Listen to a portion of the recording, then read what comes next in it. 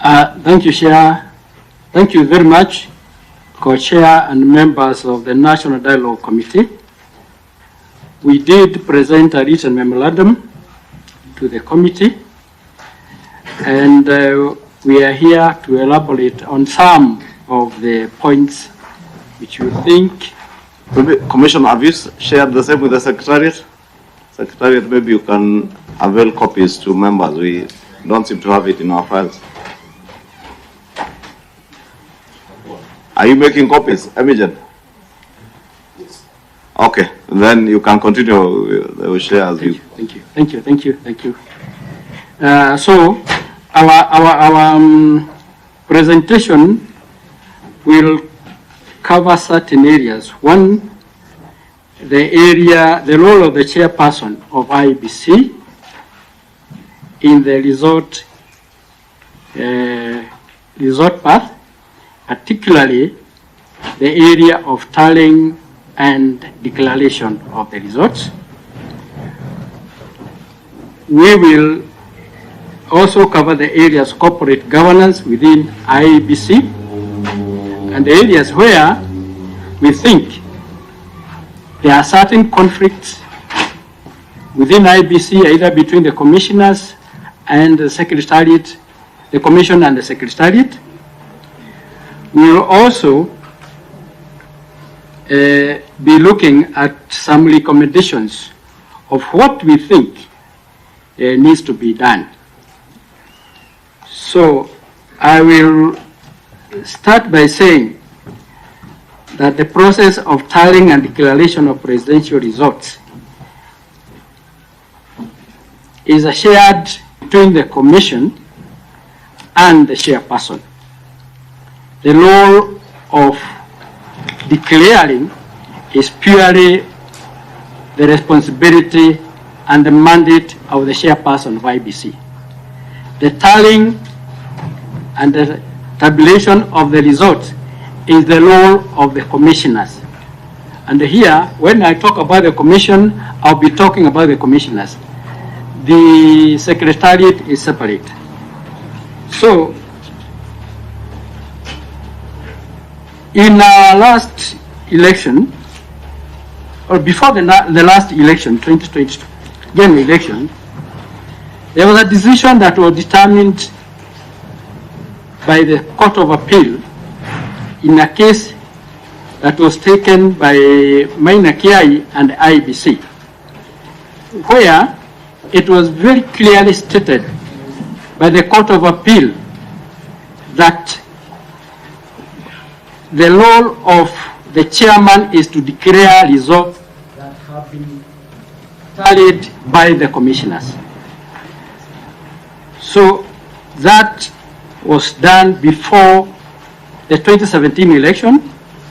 However, as we came to 2022 elections,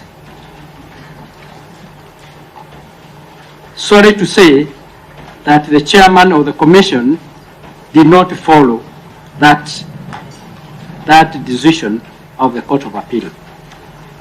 And you can, it is available in the 2017 case, IBC versus Mainaki and others.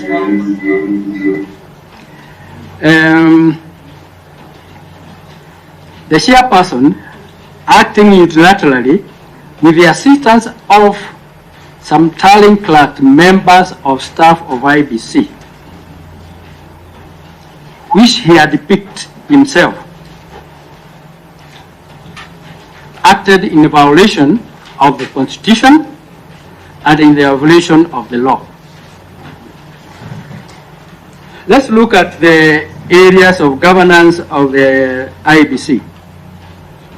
Under Article 249, the Commission is independent, and the objective of its independence are to protect the sovereignty of the people of Kenya and secure and the state organs to observe the Constitution. There are persistent grievances and issues in the Commission relating to the scope of the responsibility of the commissioners, the secretariats, and the accountability of the Secretariat to the Commission. IBC Act, Section 11A, stipulates that the role of the Secretariat is to run the day-to-day is to manage the day-to-day running of IBC. However, the Commission is a full-time commission where the commissioners run the business of the Commission in conjunction with the Secretariat.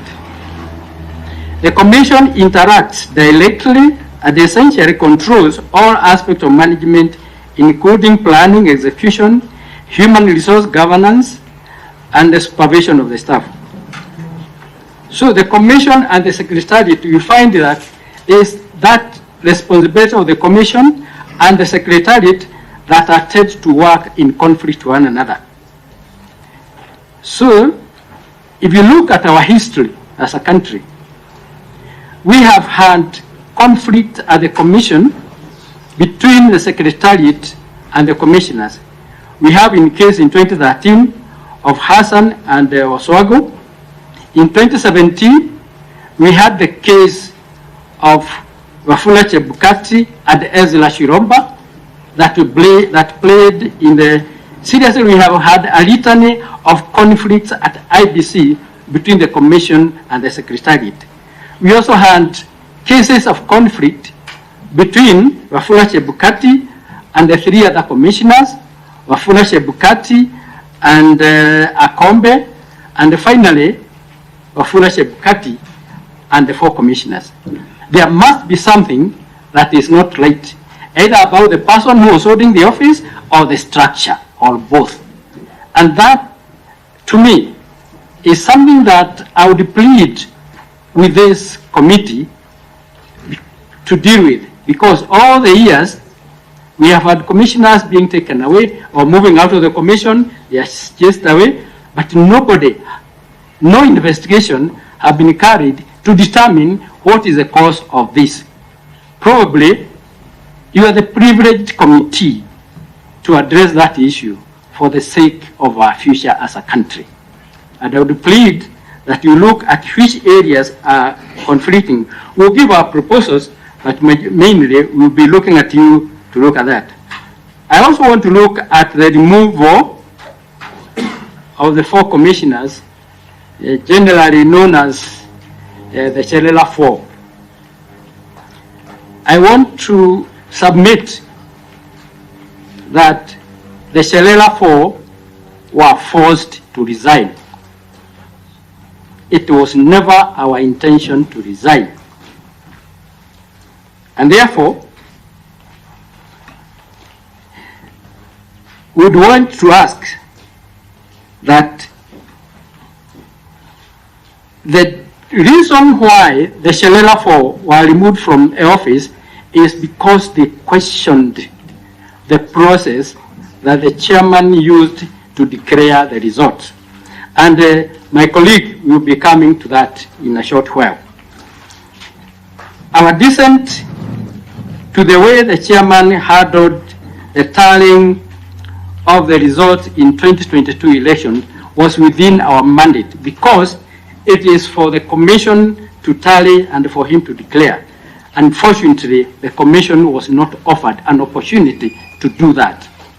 We never tallied the results from the constituencies, and they were tallied by a hand-picked number of people who worked with the chairman.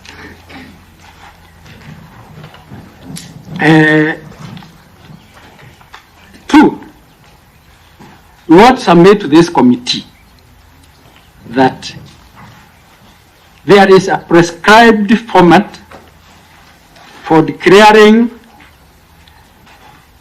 a member of parliament, a governor, a woman rep, all elected positions. And there is a statutory form that should be filled to show the result of that particular person. For our case, we as the commissioners, it is for the presidential result, they are supposed to fill Form 34C, which is a summary of all the results from all the constituencies in the country. That is the result form. We want to submit that that was never submitted to us. What we got from the CEO from the CEO then to the chairman and the commissioners is a three or four page summary of all the counties, the 47 counties. So as we sit, we have never seen Form 34C, which is the presidential resort form.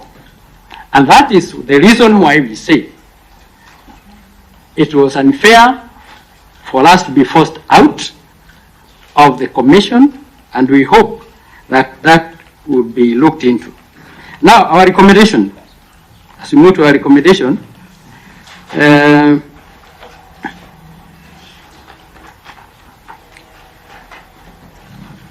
one, we hope that sooner than later, the IBC Commission is going to be reconstituted as quickly as possible.